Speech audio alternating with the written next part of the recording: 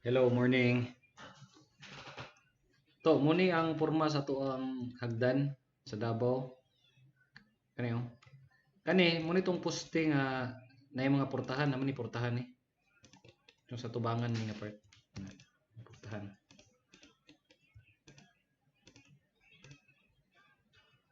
Ana. Ada yung bintana gamay diri. Kita mo siguro kani sa drawing nito. Yan na siya. So bali mga portahan na ni sa kwarto. Makita nimo nga sa ato na lang ning ano ni bangagan para ma-visualize ato. Na. Na. Hmm. Makita nimo nga katong gamay nga beam makita na nimo nay poste diri nga para sa kwarto. Napoy poste sa tunga. Kawag ko sa ning division diri ha. Makita na nimo nga bangag na siya, pasabot hagdan na siya. Kay nana may slab diri oh. Ano? May slab. Apil sa second floor na siya slab wood. Ana. So, ang mga division sa hagdan mga sa amin except sa ground floor. Kawag sa nako niya. Kana. So, ang nahitabo ron kani nana ni mga dawil diri. Kani nga beam ning isakyan aning kuan kani. Sa Xbox na to niya, pero ko ano tunong.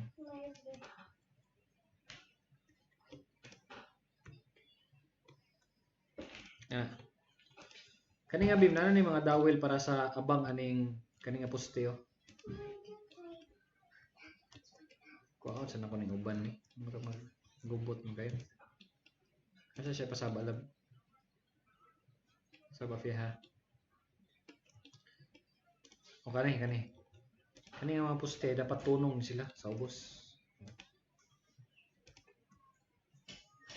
Kaysa pagsaba fiha. Kadyo tragid kay ni fiha.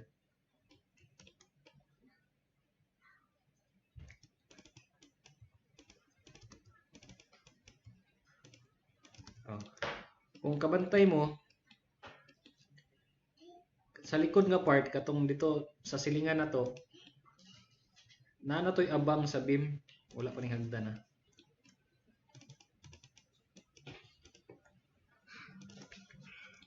Ano ni abang dre katong atong sa poste na ni mga abang nga mga dawel. Mahitabo unta nga ko utang gusto ani mabuhusan ta ni siya. For example, diri ta sa ground floor na lang magsugod. For example, mo nitong buhusan nga poste. Diri mo gud musubay ang electrical ni Brian. Na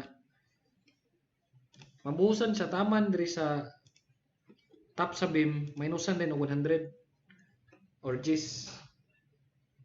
Pero sa pagkabaga atong kuno niya. Sa kabaga ato ang slab sa 15 di ay. O kana. Kung muni ang top sa beam, makita man ninyo top sa beam kay katong kabilya nga mogawas, plasan to ninyo 5 muna nang top sa beam. Di ba? Namo toy kabilya nga gawas diha. Kana. Plasan na ninyo 5 kay mo man ang concrete cover. Kani. Ang kabilya. Kana kabilya top sa kabilya, plasan na ninyo 5 cm. Kana. Muna nang top sa beam. So makita na ninyo ang top sa beam, makita na ninyo base sa kabilya nga ni gawas. So, ang ako unta gusto ani mabuhusan siya taman siya sa top sa beam minus 5 cm. Okay, dili 5 15 cm. Ana. Kani 15 cm nabuhusan ni poste no.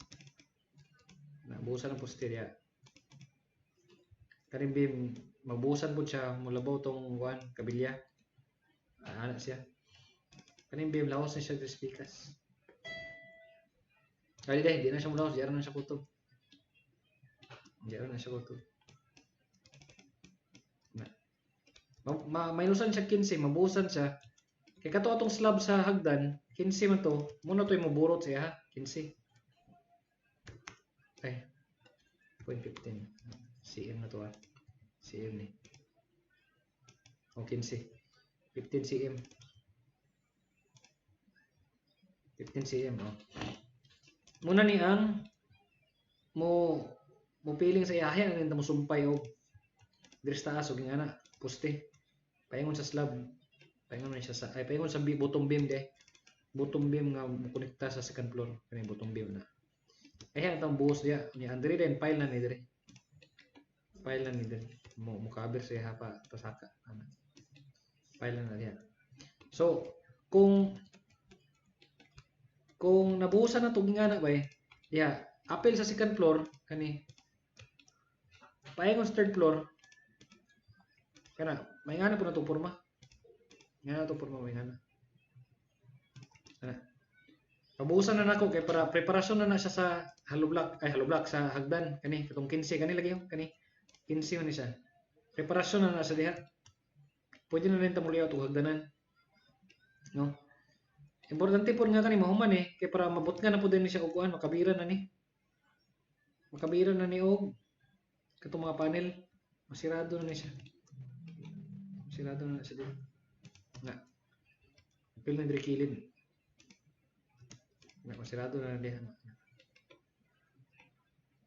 sa masirado na diha except ani kay may extend pa man ta ni mo buhos pa man ta ni di ba buhos pa ta diha unya kani diri ayha na ni og na natong slab nga 15 madungagan na ning beam dungagan naman yung beam na yun himo naman siya upuan ano naman no so kana lang sakto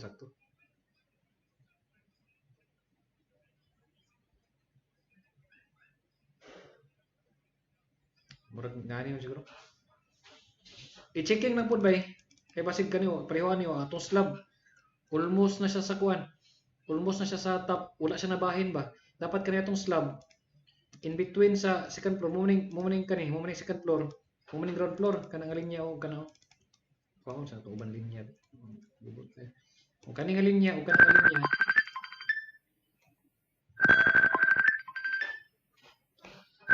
wala na ako sa nito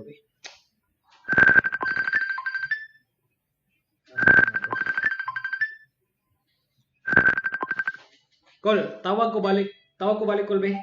Tawag ko balik.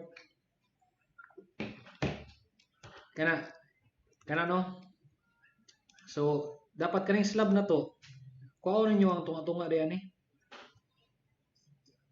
tunga-tunga aning second floor o ground floor, tunga-tunga. Dapat kani itong slab, nakabutang na siya diyan sa tunga-tunga. Kung 15 ni siya, city 5, na siya sa tunga-tunga niya. Na. Kaya para atong hagdan, ikan dire saka tunga-tunga, saka parehong bahin atong hagdan. So i-double checking lang na ninyong kuan, double checking lang na ninyong beam kung natunga ba gyud na. Report lang dayon. So bali ang pormahon ninyo kani mo ni siya mabuhusan ng kaningani. Pero kato lagi, ang slab na to sa landing dapat tunga-tunga ay sa poste.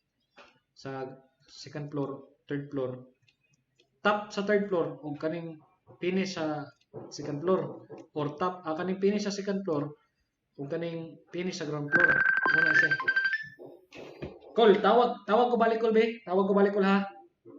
Kol, tawag ko balik Kol.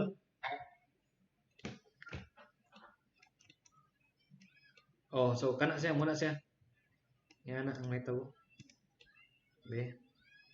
Sige lang, tagay lang ko.